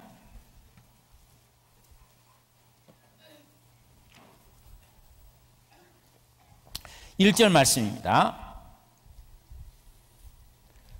하나님의 뜻을 따라 그리스도 예수의 사도라 부르심을 입은 바울과 및 형제 소스네네는 고린도에 있는 하나님의 교회, 여기 하나님의 교회 그래놓고 이 교회가 무엇인가를 말씀하고 있습니다. 곧 그리스도 예수 안에서 거룩하여지고 성도라 부르심을 입은 자들과 각 처에서 우리의 주 곧 저희와 우리의 주 되신 예수 그리스도의 이름을 부르는 모든 자들에게 그랬습니다.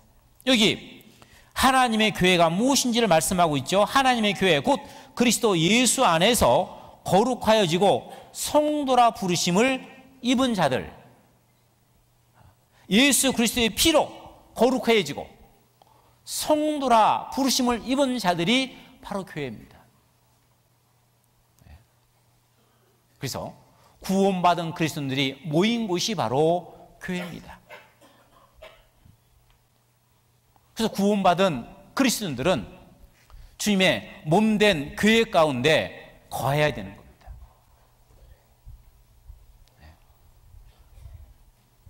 하나님의 역사가, 복음의 역사가 나타나는 그곳에 거해야 됩니다.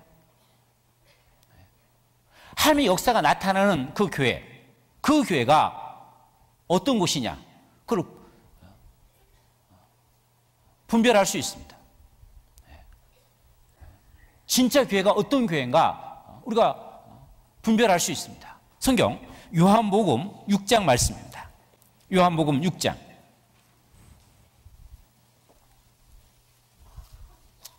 요한복음 6장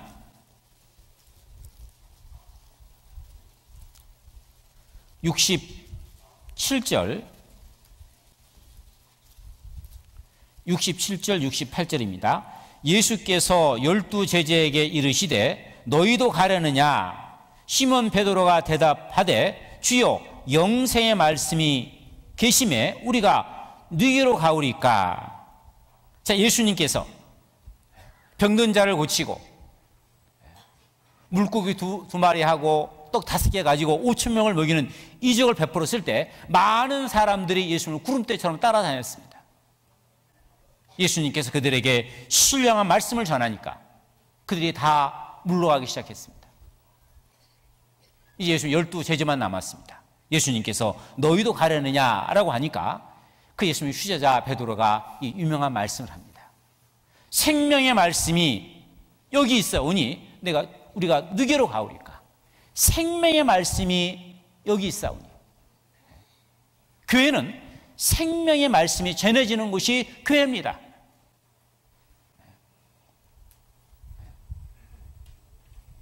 은혜로운 말씀, 감동적인 말씀, 좋은 말씀, 이런 말씀은 교회 밖에도 있습니다. 절간에도 있습니다. TV 교양 프로 틀면요, 거기 좋은 말씀들, 은혜로운 말씀들 많이 나옵니다.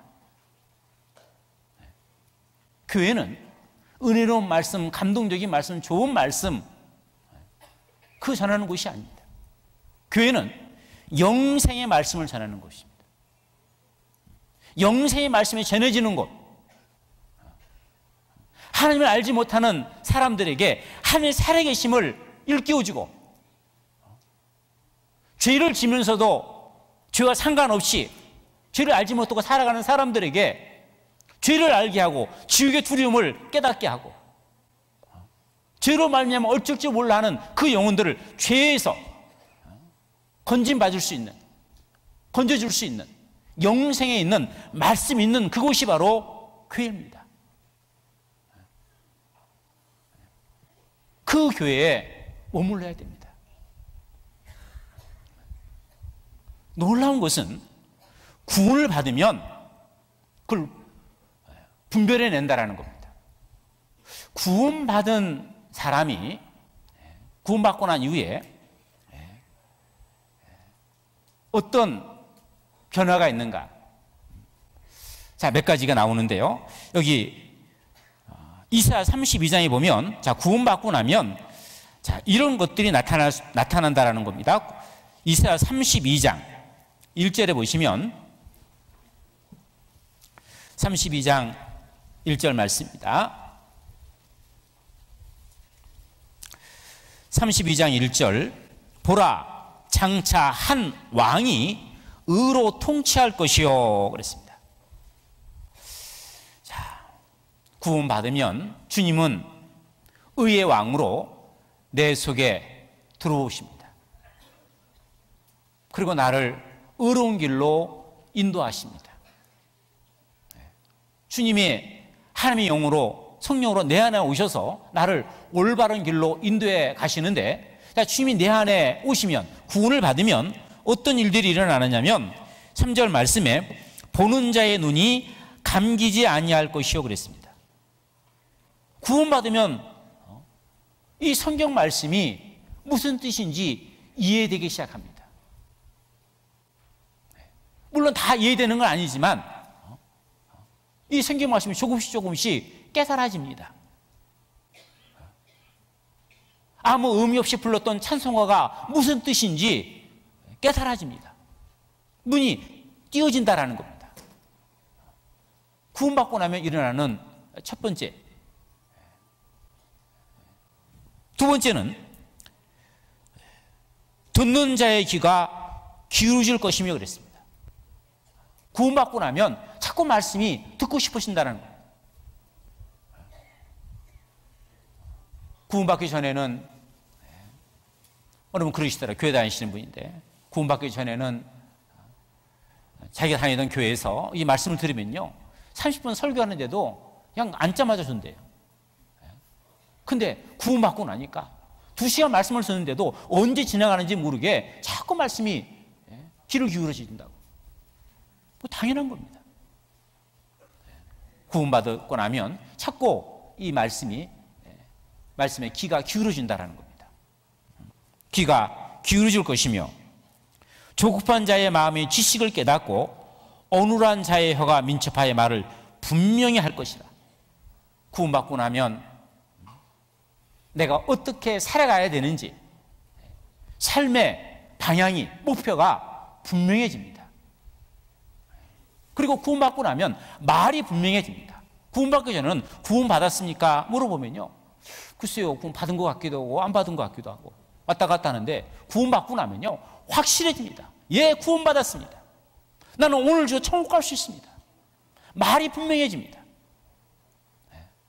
찬송가에 성령과 피로써 거듭나니 이것이 나의 간증이요 이것이 나의 찬송이라. 담대하게 내가 구원받았다고 찬양하듯이 말이 분명해집니다. 그리고 5절 말씀에 어리석은 자를 다시 존귀하다 칭하지 아니하겠고 괴열한 자를 다시 정대하다 말하지 아니하리니. 구원받고 나면 어리석은 자를 다시 존귀하다 칭하지 않는다. 구원받기 전에는 이 사람 말도 없고 저 사람 말도 없고 말씀 전하는 사람 참 말씀 잘 전한다고 은혜롭다고 얘기를 하는데 구원받고 나면요 귀가 열려가지고요 그 말씀 전하는 사람이 정말 구원을 받고 하나님 말씀을 올바르게 말씀을 전하는지 안 전하는지 그 금방 구별해낸다는 겁니다. 게으른 자, 거짓된 자를 다시 정대하다, 옳다고 얘기하지 않는다. 제가 한 번은 어느 교회를 다니시는 분인데요 구원을 받으셨습니다. 근데 이분이 구원받고 나서 그냥 자기가 다니는 교회에 다니겠다고 그러시더라고요. 그래서 가라고 그랬어요. 근데 혹여 말씀 듣다가 아니다 싶으면 언제든지 다시 오시라고. 이분이 한 달쯤 됐는데 다시 오셨더라고요. 이분이 하시는 말씀이 그 예전에는 그 목사님 설교가 너무나 은혜롭고 너무나 좋았는데 구원받고 나서 설교를 들으니까 자꾸 마음속에 판단이 된다라는 거예요. 이게 아닌데 한 목사님 제가 마음이 교만해져서 그렇습니까? 제가 그랬습니다. 아닙니다. 교만해져서 그런 게 아니고 그 말씀을 분별해낼 수 있는 힘이 있어서 그렇습니다. 요한복음 10장의 말씀에 내 양은 그 목자의 음성을 아는 거로 타인을 따르지 않는다 그랬습니다. 양은 그 자기를 치는 목자의 음성을 알아듣습니다. 타인의 음성은 듣지 않습니다. 구원받으면 분별할 수 있는 힘이 생긴다는 겁니다. 그래서 구원받은 그리스도인들은 주님의 몸된 교회, 참된 교회 가운데 거해야 됩니다. 조금 거리가 있고 조금 어렵더라도 주님의 몸된 교회 가운데 거해야 됩니다. 저는 평택에서 구원을 받았습니다. 구원받고 제가 서울까지 교회를 다니는데요 교회를 가려면 차를 4번을 바꿔 타야 됩니다. 평택에서 수원역, 수원역에서 남문, 남문에서 사당, 사당에서 방배. 그렇게 2시간 넘게 차를 바꿔 타면서 교회를 다녔습니다. 제가 결혼하기 전인데요, 뒷집에 살고 있는 권사님이 저를 찾아왔습니다. 총각, 교회를 다닌다면서. 교회 다닙니다. 아니, 우리 그 뒤에 우리 큰 교회가 있는데 거길 가지 뭐하러 멀리 서울까지 다녀. 제가 그 권사님한테, 권사님은 아침에 보니까 그 물도로 약수터로 다니시던데 뭐로 집에 숨을 놔두고 멀리 약수터까지 물도로 다니셔요. 이 권사님이 하시는 말씀이, 그야 물이 좋아서 그렇지 그래. 그렇죠. 물이 좋아서 멀지만 수고롭지만 그 물도로 다니시잖아요. 저도 서울교회 그 말씀이 너무나 좋아서 제가 멀리까지 다닙니다. 다음부터 안 오시더라고요. 조금 거리가 있다 할지라도, 좀 멀다 할지라도, 조금 수고스럽다 할지라도 주님의 몸된 교회 가운데, 하나님의 영생의 말씀 있는 그 교회 가운데 머물러야 됩니다. 그래야 우리 통해서 하나님의 열매가 맺힙니다. 우리 통해서 구원의 역사가 나타납니다. 내 주변에 있는 그 사람들, 특히나 내 가족들이 구원을 받을 수 있습니다. 그래서 생활구원, 그걸 잘 하셔야 됩니다. 생활구원을 잘 하면 하나님의 영광과 상급이 있습니다. 성경 고린도전서 3장 말씀입니다. 고린도전서 3장 10절 말씀입니다. 내게 주신 하나님의 은혜를 따라 내가 지혜로운 건축자와 같이 터를 닦아두되 다른 이가 그 위에 세우나 그러나 각각 어떻게 그 위에 세울 길을 조심할지니라. 이 닦아둔 것 외에 능히 다른 터를 닦아둘 자가 없으니 이 터는 곧 예수 그리스도라. 만일 누구든지 금이나 은이나 보석이나 나무나 풀이나 집으로 그 터 위에 세우면 각각 공력이 나타날 터인데 그날이 공력이 밝히리니 이는 불로 나타나고 그 불이 각 사람이 공력이 어떠한 것을 시험할 것이니라. 만일 누구든지 그 위에 세운 공력이 그대로 있으면 상을 받고 만일 누구든지 공력이 불타면 해를 받으리니 그러나 자기는 구원을 얻되 불 가운데서 얻는 것 같으니라. 자, 여기 구원은 마치 터를 닦아두는 것 같다고 말씀하십니다. 집을 지을 때 먼저 터를 닦아두잖아요. 터는 똑같습니다.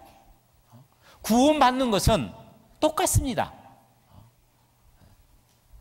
구원은 똑같이 하나님의 은혜로 구원을 받는데 문제는 구원받고 난 이후에 그 신앙생활, 이것은 다르다는 겁니다. 어떤 사람은 그 터 위에 집을 짓는데 나무나 집이나 풀로 집을 짓는 사람이 있습니다. 그는요 간단하죠. 별 수고로움 없이 집 지을 수 있습니다. 그런가 하면 어떤 사람은 금이나 은이나 보석으로 집을 짓습니다. 금이나 은이나 보석은 많은 수고와 많은 인내를 통해서 그 집을 져가는 겁니다. 이 땅에서는 잘 모릅니다. 그런데 주님 앞에 섰을 때 주님께서 공력을 발필이니 불로 태워버리십니다. 나무나 풀이나 집으로 지은 그 집은요 다 불타버리겠죠. 구원을 얻기는 어때? 불 가운데 얻는 부끄러운 구원이 있다는 겁니다. 신앙생활 자기 편한 대로 육신을 따라서 편하게 신앙생활을 하면 하나님 앞에 섰을 때 영광 상급이 없다라는 거예요. 그러나 어렵고 힘들지만 인내하고 참고 견디고 신앙생활 믿음 안에서 열심히 하면 주님 앞에 섰을 때 상과 영광이 있다라는 겁니다.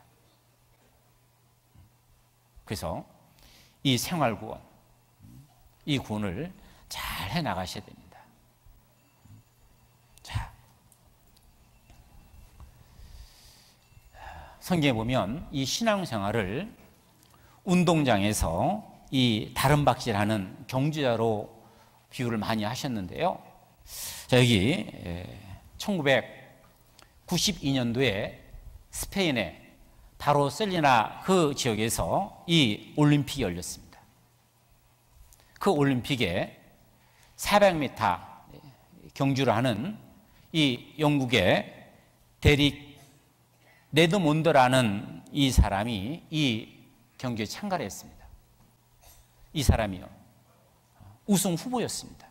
영국 사람인데, 근데 이 400m를 트랙을 달리다가 그만 심줄이 끊어져 버렸습니다. 사람들은 포기할 줄 알았는데 이 사람이요, 이 끊어진 이 다리를요 계속 개근박질하면서 계속 끝까지 달려가는 거예요. 그때 관중석에서 한 사람이 달려와가지고 부축을 합니다. 그의 아버지였습니다. 그 아버지와 함께 마지막 결승전까지 들어갑니다. 사람들이 그 400m 경주에서 1등한 사람보다 끝까지 완주한 그 사람에서 더 많은 박수와 환성을 보냅니다. 자, 그 내용 영상 하나 보도록 하겠습니다.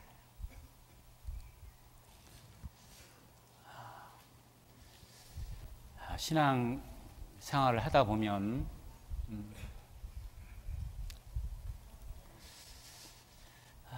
때때로 힘들 때가 있습니다.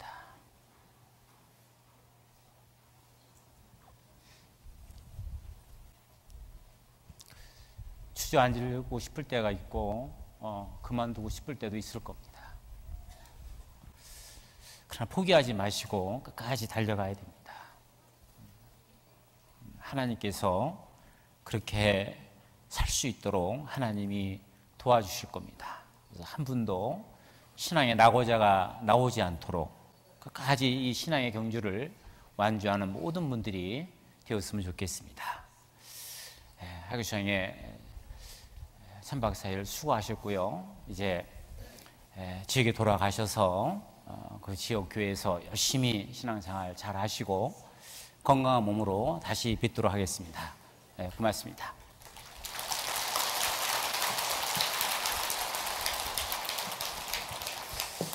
잠시 기도하고 마치겠습니다.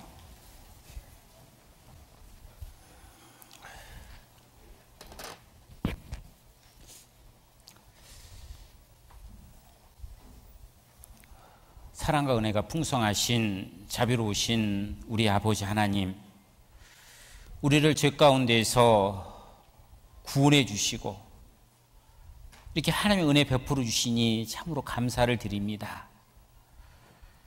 여러 가지 불편한 가운데서도 끝까지 하나님 말씀을 잘 듣고 구원함 받으신 모든 분들 주님께서 늘 붙잡아 주시고 인도해 주셔서 한 사람도 이 신앙의 레이스에서 낙오자가 나오지 않도록 주님께서 붙잡아 주셔서 주님 앞에 섰을 때 주님께 잘했다 칭찬받는 주님의 자녀 될 수 있도록 은혜 베풀어 주옵소서. 이분들을 인도하기 위해서 노심초사 가슴 졸이며 인도했던 그 형제 자매님들 주님께서 행한 그 일에 영광과 상급으로 갚아주시고 더욱 주님을 위해서 더욱 열심히 살아갈 수 있는 귀한 분들 될 수 있도록 도와주시고 또한 이분들 말씀을 잘 들을 수 있도록 봉사해 주신 우리 형제 자매님들 주님께서 행하신 그 일에 하나님의 축복으로 갚아주시기를 간구드립니다. 이제 축의 수양이 마치고 돌아가는 그 걸음도 하나님께서 함께 주셔서 안전하게 잘 돌아갈 수 있도록 하나님께서 인도해 주옵소서. 언제나 우리를 사랑하시는 우리 구주 예수 그리스도 이름으로 기도드렸습니다. 아멘.